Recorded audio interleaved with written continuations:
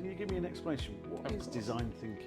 Well, design thinking, in its simplest terms, is a human-centered approach to solving problems with empathy at its core. So putting the user at the center of the problem and of the research, and then carrying through the creative process afterwards. I think the best way to contextualize it is to imagine that you are experiencing a very well-designed product for the first time, a product or service. So for example, the iPod or Uber, if you think back to the first time that you used those products and services, I'm old enough, yeah.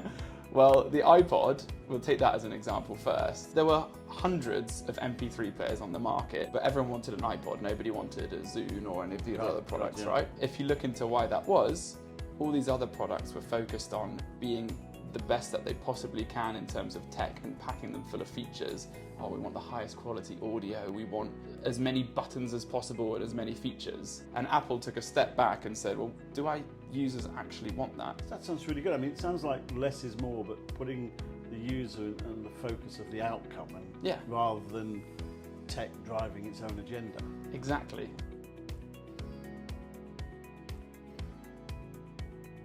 How do you think we could utilise design thinking in the projects that we do? So the best way that design thinking can add value is, like I said before, with the human-centered approach. You want to do exactly what the customer wants, find out what the customer wants. And that sounds like a really obvious solution, but it's not always as easy as it sounds. So in design thinking, you have these tools and techniques to find out what they actually want. There's lots of positives, lots of reasons why one would invest in and spend the time on design thinking. It sounds really, really valuable.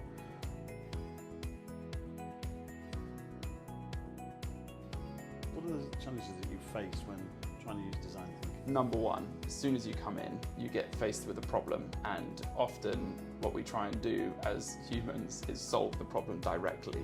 So you give me a direct problem, and then I try and come up with a direct solution. Now that's where design thinking can fall apart, because you haven't, like we just said before, we haven't gone before that and said, okay, well, who actually is the target user? Who's going to benefit from this? And how can we find out how they can benefit the most from it? And the way you solve that is by doing proper user research. No company is exempt from this. I'm going to go to Apple again, because we know that they're really good with user research and design thinking, but even they have had their troubles in the past. For example, sometimes they get a bit carried away with making something look nice without thinking about how the user's going to find it in the end. So they released the computer. So form over function. Exactly, like a form over function thing, and that can also be where it falls apart. They tried to design a mouse, and they were set on designing a really pretty round mouse.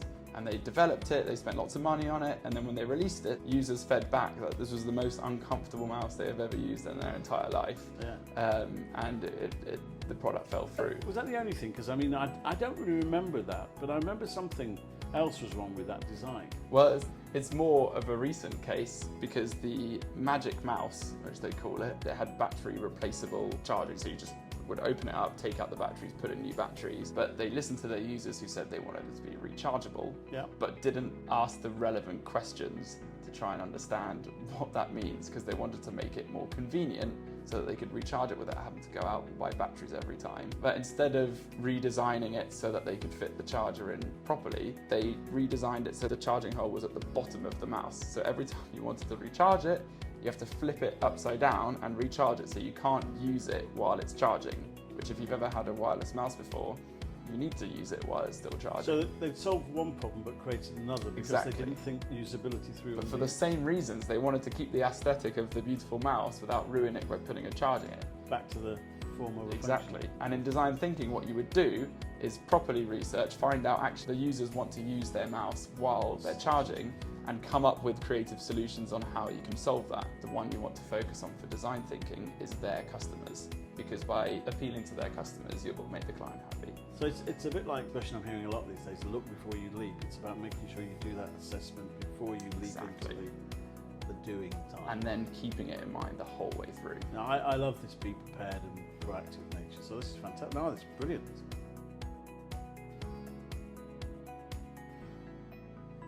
Another problem that is quite frequent that you can see in design thinking, not prototyping and testing early enough. So you've come up with this wonderful idea which you are sure is going to hit all of your users' needs. If you don't prototype and test early, you can end up spending a lot of money on development, and then you end up with this fully fledged product which may be exactly what you set out to achieve, but it doesn't hit what the user wants. So as soon as you release it to market, your users are going, well, it doesn't have this and that, I needed this and that, and you weren't aware. Whereas if you did a kind of rudimentary prototype and then put it out to your users, they would feed that information straight back to you, and you could iteratively improve until you end up with the perfect product. I mean, that's really rings home to me, because my eldest son did product design at university, and he told me the end-to-end cycle, and he was always modelling prototype tools, and he was sending them out to everybody, including us, to give him feedback with a questionnaire, and that was part of the process he had to learn. So yeah. Dyson, for their first vacuum cleaner, 5,000 prototypes or something. Wow, that's quite an investment. And just small little prototypes that may not necessarily work as full vacuum cleaners, but maybe we should do the same with our sofas and beds. Exactly, prototype, make sure that they work. No, that would make sense. Rather than invest millions, we can invest a small amount. That's design thinking in a nutshell. Thank you. Yeah, really helpful. Thanks for the time. Wonderful. You're welcome.